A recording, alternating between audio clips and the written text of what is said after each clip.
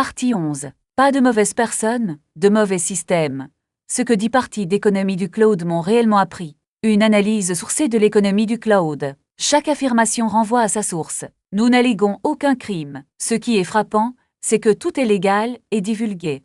J'ai commencé cette série en colère. Je m'attendais à trouver des méchants. Ce que j'ai trouvé à la place, c'est une machine. 10 parties plus tard, le fil conducteur n'est pas une personne. C'est un tableau de bord. Une hypothèse d'amortissement qui rehausse le profit déclaré de milliards partie 1. Un chiffre d'affaires du cloud défini pour que le nombre flatte l'histoire partie 2.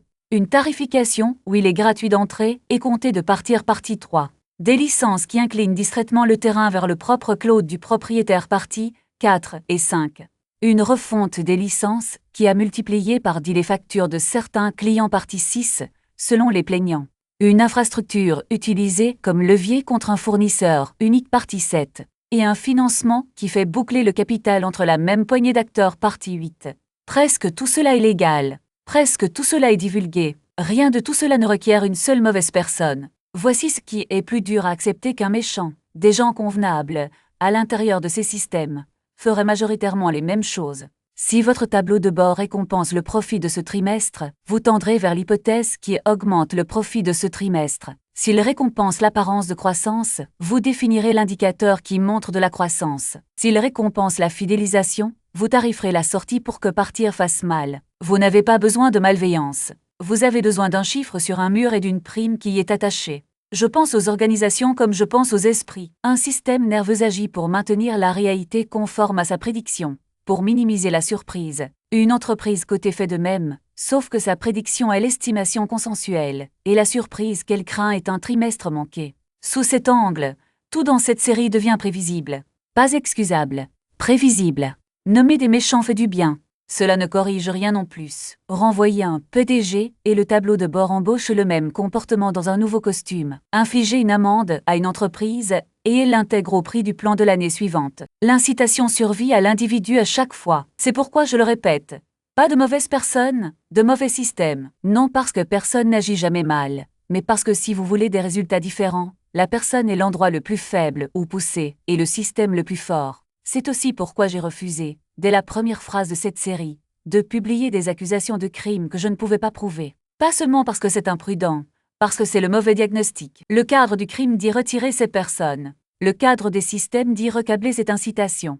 Un seul de ces deux changements modifie ce qui se passe au trimestre suivant. Opinion. Michael. J'irai plus loin. L'histoire du méchant est elle-même un produit du même tableau de bord défaillant.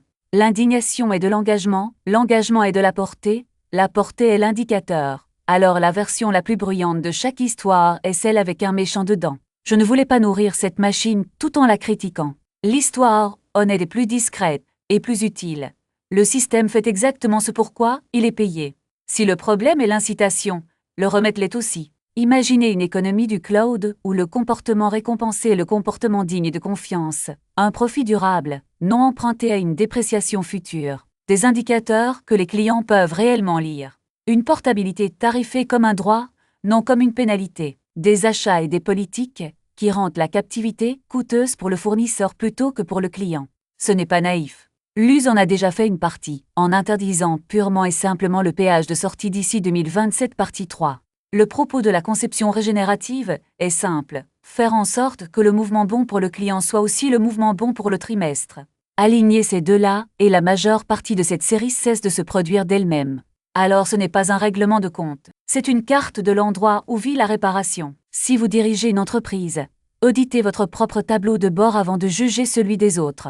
Si vous achetez des logiciels, lisez la note sur l'amortissement et le tableau des frais de sortie. La partie 12 vous montre comment. Si vous construisez des systèmes de toutes sortes, supposez que les gens suivront l'incitation, et qu'on se fait l'incitation que vous seriez fier de voir suivie. Il n'y a pas de mauvaise personne dans cette histoire. Il y a une machine que nous avons tous construite, et que nous pouvons tous reconstruire. À suivre, partie 12, quoi faire? Des actions concrètes pour les acheteurs, les bâtisseurs et les citoyens. Vérifiez par vous-même, explorez chaque affirmation. À regarder, vidéo de la partie 11, lien. Chaque chiffre de cette vidéo se trouve dans les propres documents des entreprises. Vous n'avez pas à nous croire sur parole.